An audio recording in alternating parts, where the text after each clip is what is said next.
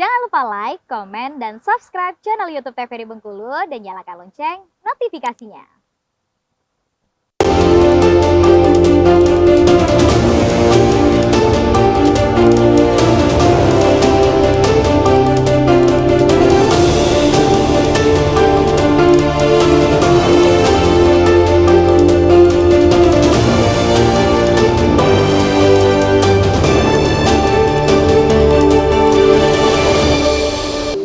TVRI Bengkulu, Anda kembali menyaksikan Berendo dengan tema kita hari ini terkait dengan pengurusan piutang daerah. Tadi sudah dibahas ya terkait dengan permasalahan yang terjadi di masyarakat seperti apa, tidak bisa mengembalikan piutang sesuai dengan nominalnya dan masih banyak lagi. Tapi adakah keringanan hutang yang diberikan dari pihak KPKNL terkait dengan hal tersebut nih Pak Ali?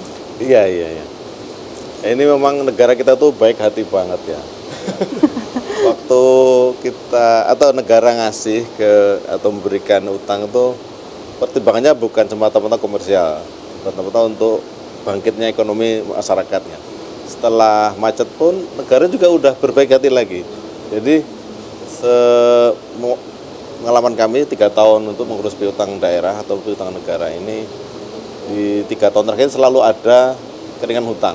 Nah, keringan hutang ini bervariasi tergantung kecepatannya. Misal semakin cepat dia lunas akan diberikan proporsi keringanan yang lebih besar. Dan satu berdasarkan kecepatan, kedua berdasarkan ada jaminan atau tidak. Dalam hal ada jaminan bisa 35%. Misalnya utang 10 juta keringanannya 35%. Tapi dalam hal tidak ada jaminan ini bahkan bisa 60%. Jadi misalnya utang 10 juta keringanannya 60 berarti sekitar 6 juta, tinggal 4 juta. Jadi negara itu memang dermawan sekali. Nah, 3 tahun ini kalau di Bengkulu udah ada 2 ya. Ada 2 yang menggunakan skema keringanan hutang. Kalau boleh sharing di kantor lain, kantor kami ya, sebelum kami pindah ke Bengkulu itu ada hampir 160 debitur macet di Jawa, di daerah Kabupaten Malang. Ini sebagai pengalaman saja. Dan uniknya hampir semuanya itu mahasiswa. Jadi mungkin saya bisa cerita di sini. Jadi negara waktu itu melalui UM ya, saya bilang aja nggak apa-apa, Universitas Malang ya, waktu itu mempunyai mahasiswa yang kurang bayar. Jadi misalnya harus bayar uang untuk SKT-nya itu sekian juta, namun baru mampu sekian persen.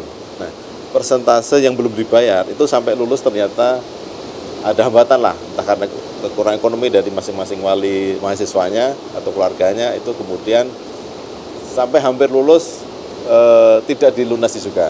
Nah, 160 itu hampir anak-anak mahasiswa itu. Jadi negara kembali hadir di situ. Hampir 60% lah, itu hampir semuanya 60%, karena dari sisi kecepatan dan tidak ada jaminan. Kalau sekolah kan nggak ada jaminan ya, piutang negara itu nggak ada jaminan, jadi dia memuatkan 60% tersebut, jadi maksimal, dan itu sangat membantu. Begitu dia selesai, ijazah langsung dikasih, memang itu. Nah, ini dari sisi keringanan hutang, jadi negara kembali berbaik hati hadir untuk memberikan keringanan. Nah, kenapa mungkin baru 2 atau di Malang 160, ada beberapa kemungkinan sih. Mungkin pertama memang belum tahu bahwa ada keringanan hutang untuk para debitur ini, para debitur hutang daerah atau negara. Nah, kami juga sangat berterima kasih dengan ada TVRI di broadcast seperti ini. Insya Allah nanti akan lebih jauh jangkauan, bisa mengamplifikasi adanya kebijakan keringanan hutang ini, sehingga akan lebih banyak yang tertarik untuk ikut. Yang kedua memang ada ketidakmampuan. Ini kalau tidak mampuan tentu hal lain ya. Tapi kita di sini dibantu TVRI, Mbak Agnes ini terbantulah untuk mengamplifikasi tingkat keringanan hutang itu. Itu. Baik. Ya. Tapi kalau di Universitas Bengkulu sendiri ada Pak yang seperti itu Pak? Nah ini ya, mungkin ada itu bisa lebih teknis mungkin. Iya. Sebelumnya kami memang pernah berkoordinasi dengan Universitas Bengkulu. Memang ada beberapa piutang ya dari Universitas. Cuma untuk Universitas Bengkulu memang belum berkenan untuk serahkan kami. Mereka pengen ada mekanisme sendiri untuk penyelesaian piutang tersebut ya, Mbak. Ini memang apa ya, antara satu institusi pendidikan dan institusi pendidikan lain itu memang berbeda, kebijakan rektoratnya berbeda.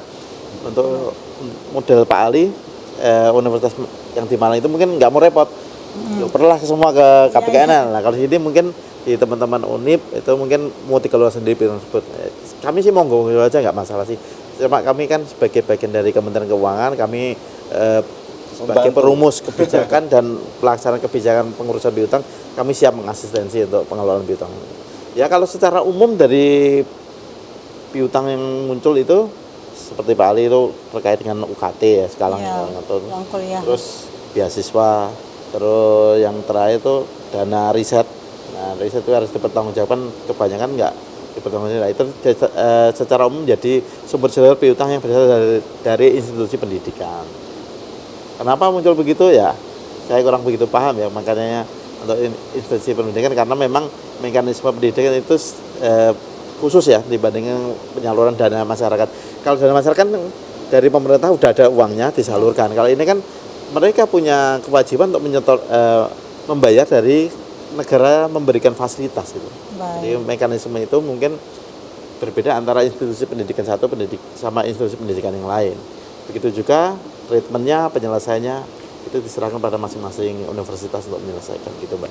Baik, tergantung mekanisme universitas masing-masing seperti itu ya. Kebijakan internal. Kebijakannya apakah memang mampu atau tidak. Tapi kalau dari TVRI sendiri gimana nih Pak? Apakah memang ada diberikan piutang nih? Misal pun ada nih mekanismenya seperti apa? Ini Mbak, boleh sepil nih? Mas sepil kan? Kalau kita Ada nggak jadi nih?